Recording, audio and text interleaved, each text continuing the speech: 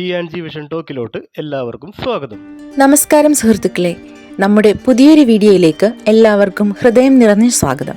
ഇന്ന് നമ്മൾ എത്തിച്ചേർന്നിരിക്കുന്നത് കേരളത്തിലെ ഏറ്റവും പ്രസിദ്ധമായ ദേവീക്ഷേത്രങ്ങളിലൊന്നായ ആലപ്പുഴ ജില്ലയിലെ കണിച്ചുകുളങ്ങര ശ്രീ ദേവീക്ഷേത്രത്തിലാണ്.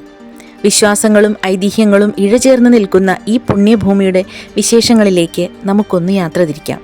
ആലപ്പുഴ ജില്ലയിലെ ചേർത്തല താലൂക്കിലെ മാരാരിക്കുളം വടക്ക് ഗ്രാമത്തിൽ സ്ഥിതി ചെയ്യുന്ന ഈ ക്ഷേത്രം ജഗദീശ്വരിയും ആദിപരാശക്തിയുമായ ശ്രീ ഭദ്രകാളിക്ക് സമർപ്പിച്ചതാണ്.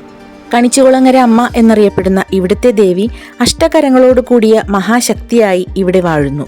ഗണപതി, പരമശിവൻ, മഹാവിഷ്ണു, അയ്യപ്പൻ, സുബ്രഹ്മണ്യൻ, ധന്വന്തിരി, കൊടുംകാളി, വീരഭദ്രൻ, നാഗദൈവങ്ങൾ തുടങ്ങി നിരവധി ഉപദേവതകളും ഇവിടെ പ്രതിഷ്ഠിച്ചിരിക്കുന്നു.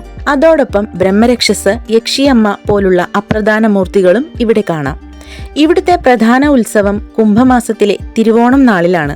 21 ദിവസങ്ങളിലായി നടക്കുന്ന ഈ മഹോത്സവം ശിവരാത്രി ദിവസവുമായി ഒത്തുചേരുന്നത് ഇതിന്റെ പ്രത്യേകതയാണ്. ഈ ക്ഷേത്രത്തിന്റെ ഏറ്റവും വലിയ ആകർഷണം ചിക്കര വഴിപാടാണ്.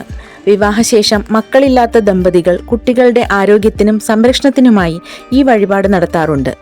ഉത്സവകാലത്ത് ആയിരക്കണക്കിന് കുട്ടികൾ കണിച്ചുകുളങ്ങര അമ്മയുടെ മക്കളായി മാറുന്ന അത്ഭുതാനുഭവം ഇവിടെ നേരിട്ട് കാണാം. അടുത്തതായി ഏറെ പ്രസിദ്ധമായ പുഴുക്ക് വഴിപാട്. ഭക്തർ മാവിൽ മനുഷ്യരൂപമോ ശരീരാവയവങ്ങളോ ഉണ്ടാക്കി പുഴുങ്ങി സമർപ്പിക്കുന്നു. രോഗങ്ങളും ദുരിതങ്ങളും മാറുമെന്ന് വിശ്വാസം. ഉത്സവത്തിന്റെ അവസാന 2 ദിവസങ്ങളിൽ നടക്കുന്ന കമ്പക്കെട്ട്, വെടിക്കെട്ട് 2 മണിക്കൂറിലേറെ നീണ്ടു നിൽക്കുന്ന ഒരു ദൃശ്യവിസ്മയമാണ്. കൂടാതെ താലി ചാർത്തൽ, 7ാം പൂജ, കൂട്ടക്കളം തുടങ്ങിയ ആചാരങ്ങളും ഇവിടെ വളരെ പ്രസിദ്ധമാണ്.